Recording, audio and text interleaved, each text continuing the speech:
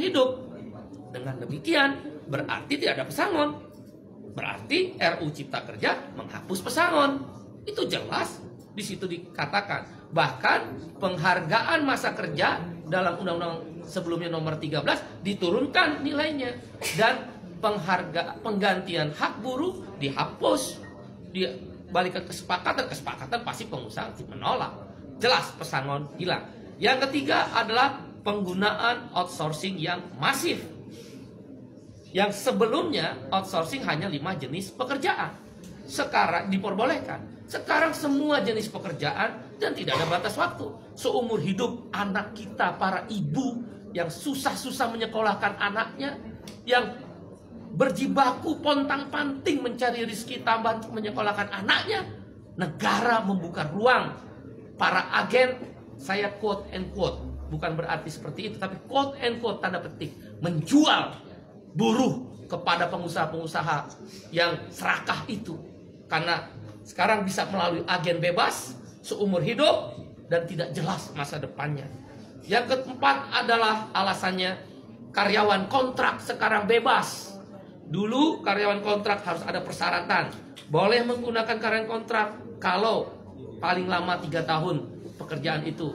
Jenis pekerjaan tertentu, untuk pre-pro, bukan mass product, bukan produksi massal dan sebagainya. Sekarang syarat itu dihapus, dibolehkan menggunakan karyawan kontrak. Semua jenis pekerjaan dengan batas waktu tidak tertentu. Wahai ibu-ibu dan bapak-bapak, anak-anak kita terancam dengan masa depannya yang dikontrak seumur hidup tanpa kejelasan nasibnya, dan di outsourcing seumur hidup melalui para agen-agen pekerja yang menampung pekerja itu.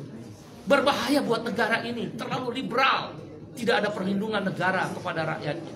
Yang kelima adalah social security, jaminan sosial dihapus, khususnya jaminan kesehatan dan jaminan pensiun. Dengan berlakunya upah per jam atau istilah dalam undang RU tersebut persatuan waktu, maka tidak ada lagi kewajiban untuk membayar jaminan kesehatan dan jaminan pensiun. Bagaimana menghitung pensiunnya dengan upah per jam? Ditambah dengan adanya outsourcing dan karyawan kontrak yang bebas, siapa yang bayar jaminan pensiun para buruh dan pekerja itu? Dunia pekerjaan Indonesia terancam, pekerja-pekerja lokal terancam. Ditambah yang keenam alasannya adalah tenaga kerja asing. Dulu harus mendapatkan izin menteri, sekarang hanya sekedar pengesahan tanpa perlu izin menteri. Siapa yang kontrol bahwa buruh kasar tenaga kerja asing bisa masuk? Sekarang saja yang ada izin tertulis menteri bisa hilang, bisa banyak orang buruh kasar tenaga kerja asing masuk.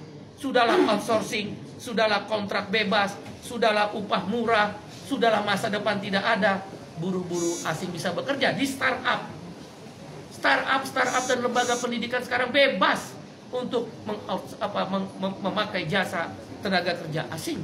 Itu berbahaya, mengancam pekerja lokal. Yang ketujuh adalah yang kita sebut dengan waktu kerja. Sekarang ini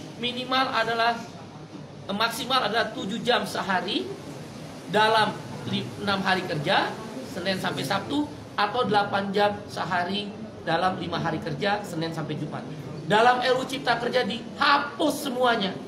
Hanya dikatakan maksimal 40 jam seminggu. Berarti orang boleh bekerja, buruh dipaksa bekerja 14 jam seminggu. Dan buruh tidak diberi waktu istirahat, karena lemburnya boleh 18 jam dalam sehari. Dalam seminggu, maksud saya 18 minggu. Waktu kerjanya tidak lagi 7 jam atau 8 jam. Ini berbahaya untuk masa depan perlindungan kaum buruh. Dan hal-hal lainnya adalah sanksi pidana dihapuskan dengan RUU Cipta Kerja yang baru ini. Orang tidak bayar, pengusaha tidak bayar upah, tidak ada sanksi pidana. Terlambat bayar upah, tidak ada larangan. Kalau begitu kalau saya pengusaha bisa bayar upah 3 bulan sekali dong. Di mana negara kalau begitu? Kalau memang tujuannya investasi, kenapa tidak ada perlindungan? Kita setuju investasi, yang tidak kita setuju adalah tidak ada perlindungan. Dan kemudian hal lainnya yang ke-9 adalah bahwa PHK jadi mudah sekarang. Nggak perlu lagi ada negosiasi dan perundingan dengan serikat buruh. Langsung ke PHI, dan PHI bisa langsung memutuskan Pengadilan Hubungan Industrial. Oleh karena itu, kami berpendapat 9 alasan KSPI menolak RUU Cipta Kerja yang sudah resmi diserahkan DPR akan dilakukan perlawanan. Bagaimana kalau kemudian DPR tetap mengesahkan RUU tersebut? Ada 3 langkah yang kami lakukan. 1, aksi besar-besaran selama pembahasan di DPR, maupun kalaulah dipaksa untuk disahkan yang merugikan buruh tadi. Aksi nasional, aksi daerah, bahkan tidak menutup kemungkinan aksi yang melibatkan komponen yang lebih luas. Kawan-kawan mahasiswa, mereka terancam. Begitu masuk pasar kerja, tidak punya masa depan. Para ibu-ibu, bapak-bapak terancam karena mengeluarkan biaya tinggi untuk menyekolahkan anaknya, tidak punya kepastian masa depan untuk anak-anaknya. Para pemuda-pemuda dan pemudi terancam, nggak mungkin mau menikah karena outsourcing dan karyawan kontrak. Indonesia terancam, darurat terhadap kesejahteraan Indonesia.